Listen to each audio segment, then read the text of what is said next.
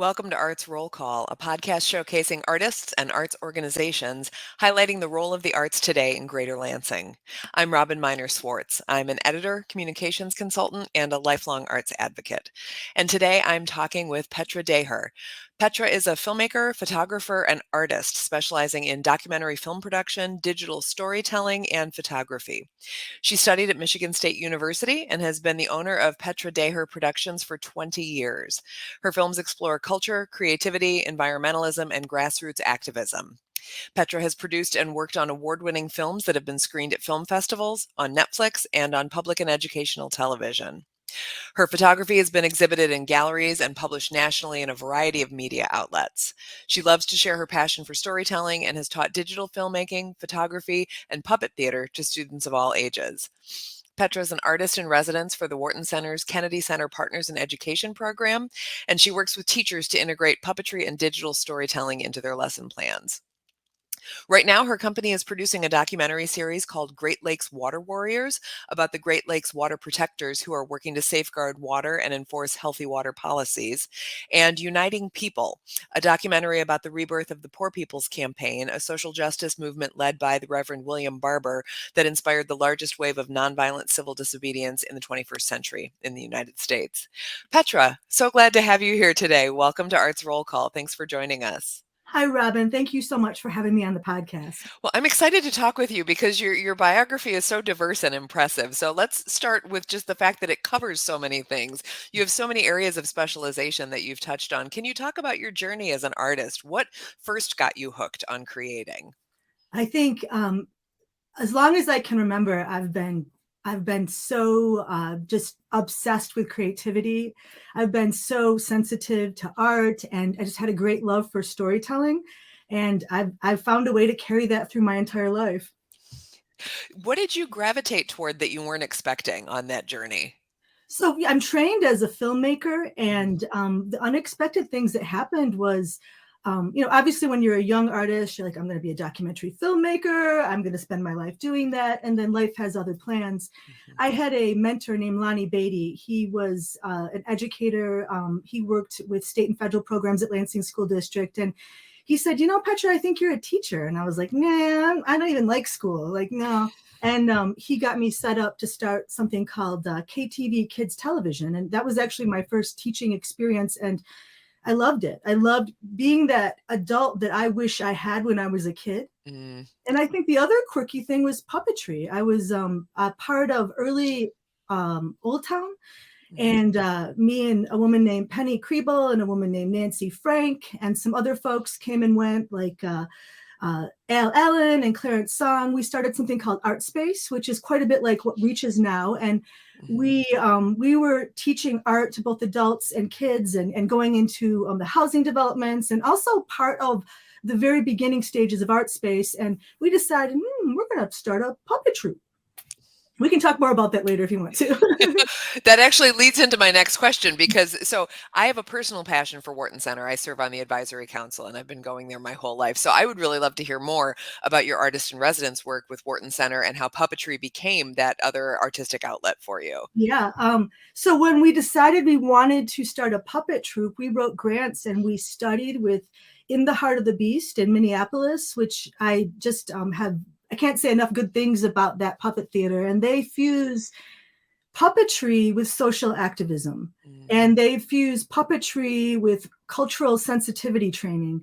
And we went several times and trained with them, helped them with their May Day ginormous puppet parade, in which they spend weeks with the entire community making sections, and they go through the entire community, and it culminates with a large celebration in a park.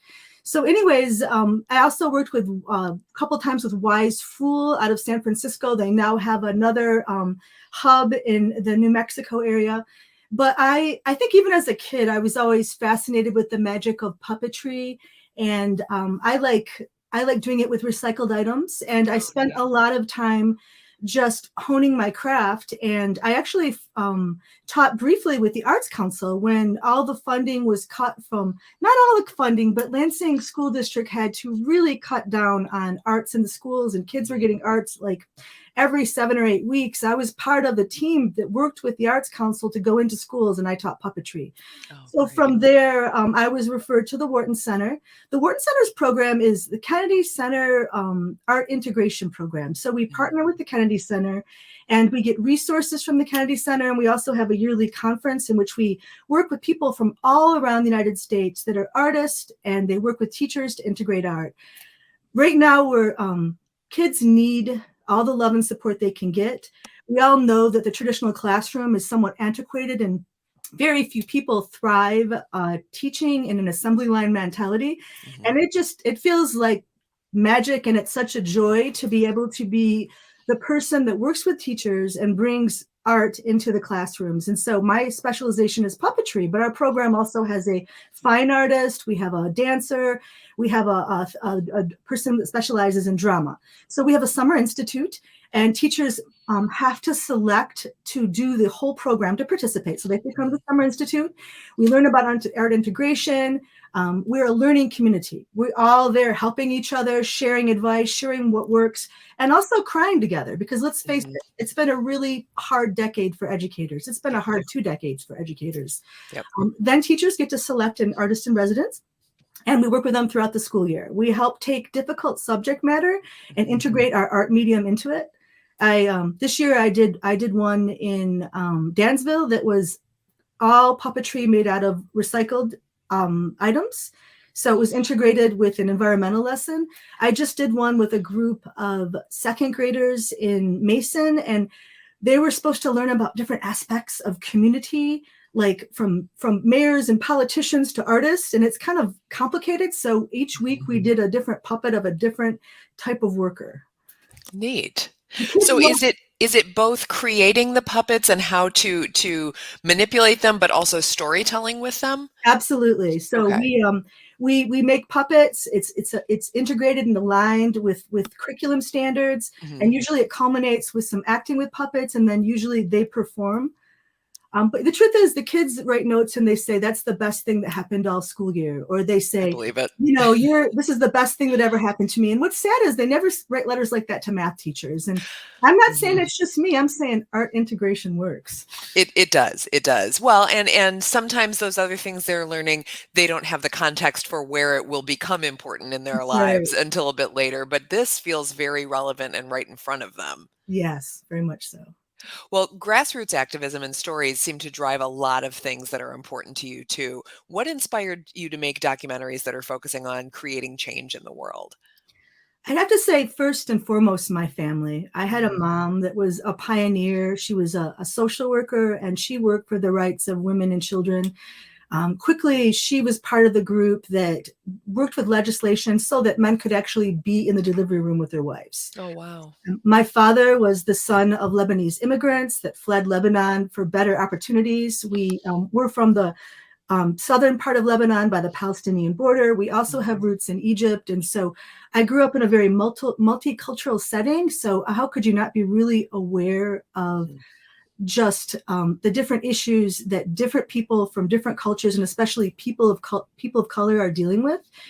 And I think additionally, I really became more of an activist in college when I really learned more about the Israeli-Palestine situation. And my first job was at the Peace Education Center. And I just knew I wanted to make documentaries and work with other people trying to make the world a better place, trying to heal the racism that kind of seeps into every problem we have. And I've always just really been sensitive to peace and justice issues. And let's face it, if you're alive right now and paying attention, I feel like we all got to get to work. Yep. Well, and you can really inspire a lot of change through filmmaking in that regard too, because that's a medium that people naturally gravitate toward more than please read this long article about something, which can be incredibly important and valuable, but sometimes that just won't grab their attention, unfortunately.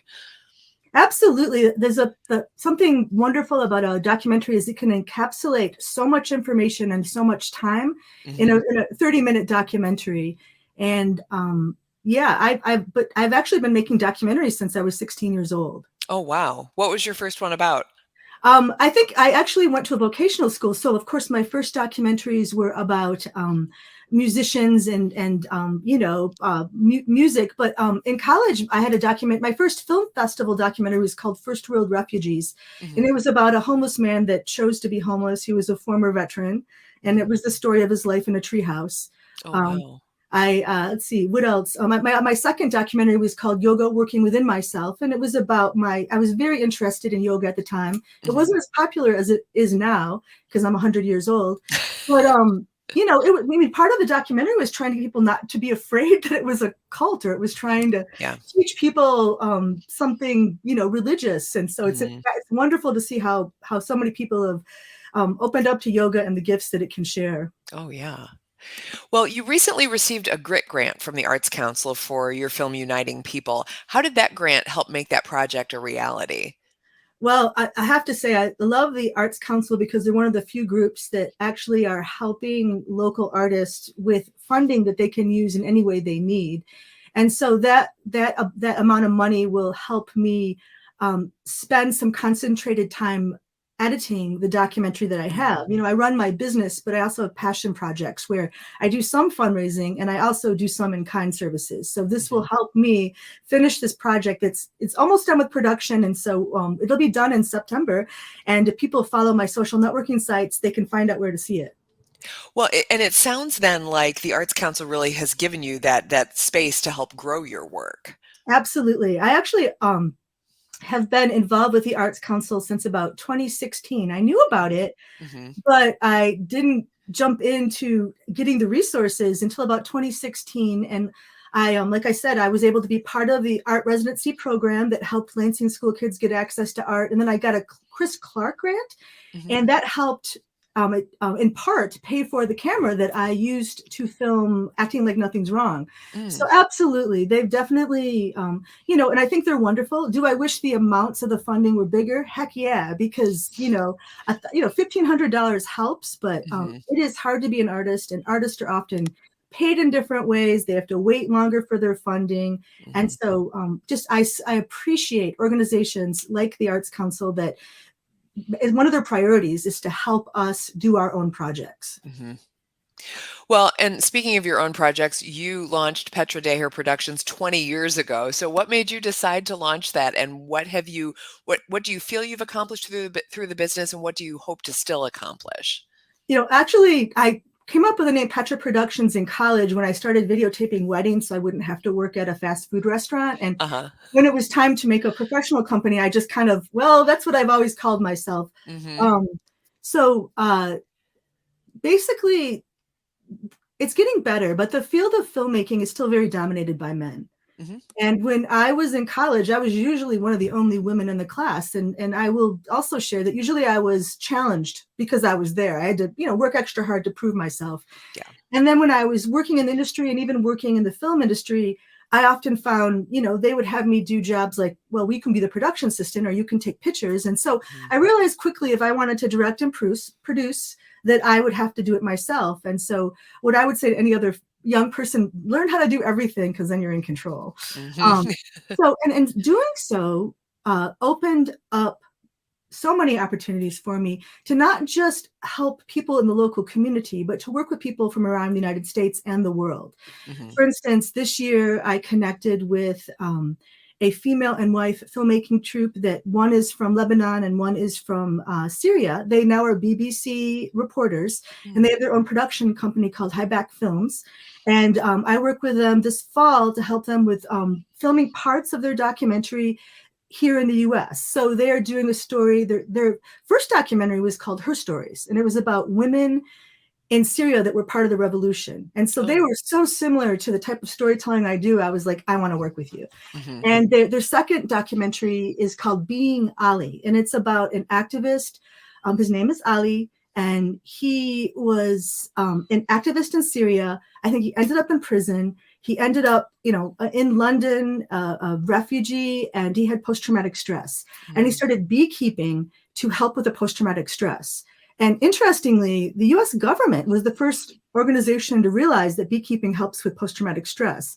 But so during the pandemic, he started doing this. He started a nonprofit, and then he trained different refugees from many different countries how to do this as a way to heal.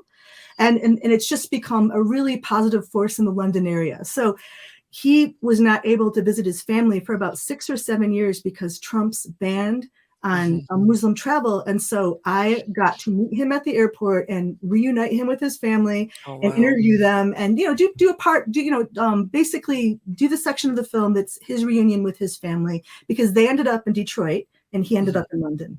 Oh, wow. Also, this Wow. year I worked with Veterans for Peace and helped them document one of their actions that was supposed to bring about, and hopefully will bring about, awareness to the climate change crisis. So I think having my own business, one, allowed me to serve as producer and director and also choose the type of people and type of work I want to do. Yeah. And two, I get to work with these amazing people. I also work with lots of nonprofits in the area. I like to do artist profiles for different artists.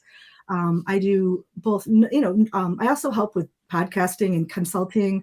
But yeah, I love it, but I like the balance of also teaching and doing production work. That's really great. Well, recently you were involved with a new documentary that was part of the East Lansing Film Festival, and it's now making the rounds on the film festival circuit. Can you talk about that experience in that film and what that's been like?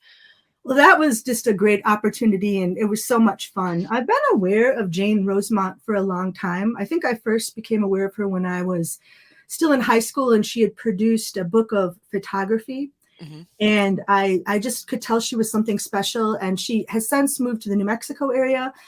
She got into filmmaking later in life. She's a well-known photographer, and she had just success as a filmmaker from the very beginning. Her film Pie Lady of Pie Town did really well. So she decided she wanted to make a film about Jim Hoffmaster, who he has roots in Michigan. So he was a foster kid, and he's from Durand, Michigan, and he came to Lansing, learned to act, and without any film experience decided, I'm going to go to LA and I'm going to be an actor, and he did. And so basically, Jane wanted to work with another female. And, our friend Roxanne said, hey, remember Petra? And so we talked and we immediately hit it off. And I wasn't only the director of photography, I actually set up the crew and put together all the equipment for her Michigan shoots. And it was nothing but positive. It was so great to work with a team, because I often work alone and do everything myself. It was so great to work with other women. Jim is amazing. And, there's so many subplots to the story. It's just not about acting and perseverance. It's just not about how hard it is in Hollywood. It's also about foster care. It's about mental illness. It's about persevering. So it's a really powerful documentary, but I think Jane and I are both very touched, and Jim as well, about how people are responding to it. We filmed in all over Lansing. We filmed in outside of Detroit, and we filmed in Durand. And it was a whirlwind. It was like 2 weeks we shot enough for a feature film just in our time in Michigan. So we collected a lot of footage. And tell folks, what's the name of the film? It's called Acting Like Nothing Is Wrong. And if you want to learn more, you can easily just Google Acting Like Nothing Is Wrong, a film by Jane Rosemont. It's on every social networking site there is, and coming to a town near you soon. That's great. Well, can you talk for a minute about a bit of the democratization that's happened over the years in terms of being able to self-produce, being able to put your film in places where people can see it in ways that was not possible when you started 20 years ago? I mean, how has that changed the choices you make for the work you do? Absolutely. I can remember a time where my dream was just to have my own equipment. And now that it's so possible, it used to be you'd have to rent out a studio and you'd have 3 hours until you made it to the point where you could have your own space. But it has opened up access to people that normally would not have received access. And things are getting better. But truthfully, if you look at the statistics, so few women and people of color are getting their stories out there or marketed, even when they've won major awards. So there's a lot of great documentaries about that. And that's why the hashtag support women in film is so important, that you support us, because we do have to work extra hard to get the funding, to get the films aired. And one example of that is I made a film, I think in 2018, I released it. It's called In Peace We Trust. It's about the philosophy of nonviolence. It also is about the Meta Peace Team and the local and international work they do to teach nonviolence education, bystander intervention, and to create peace teams that go to sites like rallies, and they try to keep the peace, basically. And the pandemic hit. I had just self-produced this documentary. They were co-producers. And then what are we going to do with it? Well, we did do a couple really successful Zoom screenings where hundreds of people from around the world showed up. And then on Twitter, I got contacted by a new group called the Real Women's Network. And they said, hey, we're starting our own streaming service that's just about women, only women producers. And so now I am a partnering director, and my film, In Peace We Trust, you can join the Real Women's Network and screen my documentary. I also have total control to show it anywhere I want. So, I mean, I think both the affordability of equipment, even things like Zoom, and even things like the Real Women's Network are great examples of how access is opening up for filmmakers. That's awesome. So what's next for you? What creative projects do you have on the horizon right now? Well, right now I'm finishing up the documentary about the Poor People's Campaign. The working title is Uniting People. Right before the pandemic, I was lucky enough to be on site during the Michigan section of the Poor People's launch of what was once Martin Luther King's movement, and Reverend William Barber reunited it. And the main themes are, we need to address poverty. We need to address the isms. All social justice issues are interconnected. So let's all get together and work on it. Let's set goals, but not just goals, let's have solutions. And going to these events, it was like the biggest example of nonviolent bystander intervention that's happened in the United States. Around like 48 states, people went to different locations and brought about awareness of issues that are often ignored by the mainstream media and even by politicians' agendas.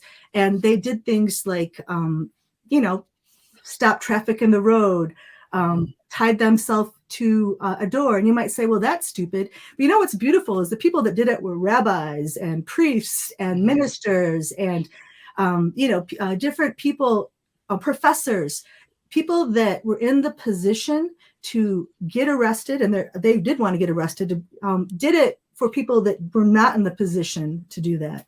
Yeah. It's not just that, though. They're starting community centers across the United States, and we have a wonderful example of that here in Lansing. A group of folks bought the old auto building, and they're turning it into a community center and bringing people together. They're going to do apprenticeships. They're going to have community gardening. They're going to really try to address some of the housing issues in our community. So you could, to learn more about that, you can check out either the Michigan Poor People's Campaign, which is the first chapter I worked with, and that's out of Detroit. And now we have the Metro Lansing Poor People's Campaign. So I'm finishing that up. That should be done in September.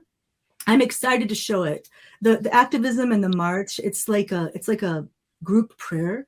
And when you see this footage, it doesn't matter what your spiritual background is. It just feels holy. It feels so powerful to have people come together.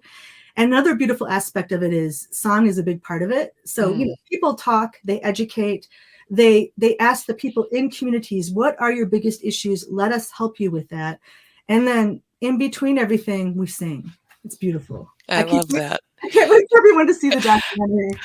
I love how you just exude passion for everything you do. You can tell that you're not doing stuff that doesn't mean anything to you. You're grabbing things on. You're grabbing onto things that really are important and impactful, and it comes through in everything you're saying. That's great.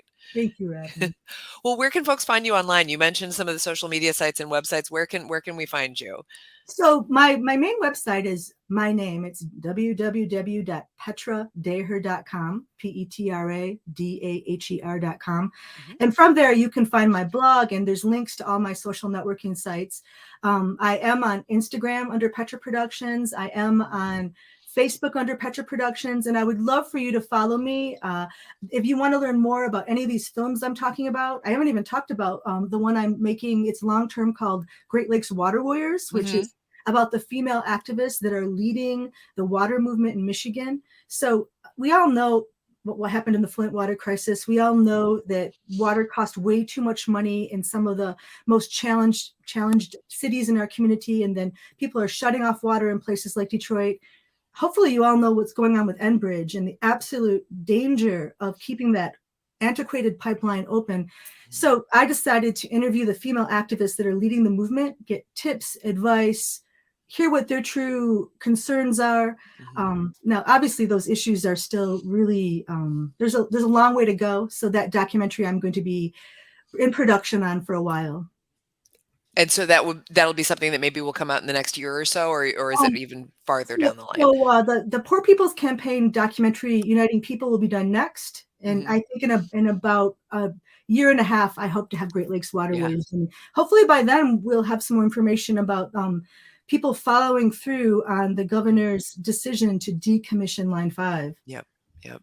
I think that's the thing a lot of people forget about documentaries is that, you're sometimes watching a story in a film that is played out over a period of years, that it's not just, oh, we're going to go shoot this film and it's going to take 2 months and then we'll let you see it. So that's got to be a very long process for you. And that's what I do. I mean, Mhm. I love social networking, but sometimes it trivializes things. And Mhm. my story is I do the long haul. I'm in for the long run. Mhm. And I think if you care, you really need to dig in deep and really find out what the true story is. Great advice. Well, Petra, thank you so much for talking with me today. I've really enjoyed this conversation. Yeah. So there was one more question about how people can help me, right? Yeah, yeah, sure. How can people help you? Well, on my gallery, on my website, I have Mhm. a gallery of fine art photography that you can get both prints and canvas wraps, and all the money goes to help my documentaries. Oh, I nice. also have a line of T-shirts through Mhm. Spring under Petra Productions, and the link is also on my website. I'm teaching. If you're interested in learning more and want to be a filmmaker and a podcaster yourself, I'm offering a couple classes at LCC in the spring for adults. One is podcasting production, and the other one is tips and tricks for using social networking to grow your purpose or your business. So those are just different ways that you can either do what I'm doing or help me do what I'm doing. I like that framing. That's great. Well, find Petra online, check out her work, check out ways to support her, and follow her on social media. She also did mention she's on TikTok, so if that's your thing, you can find her over there as well. But again, Petra, thank you so much for your time today. Thank you, Robin. Thank you so much for having me on the podcast. This podcast has been a production of the Arts Council of Greater Lansing. To learn more about them, go to lansingarts.org.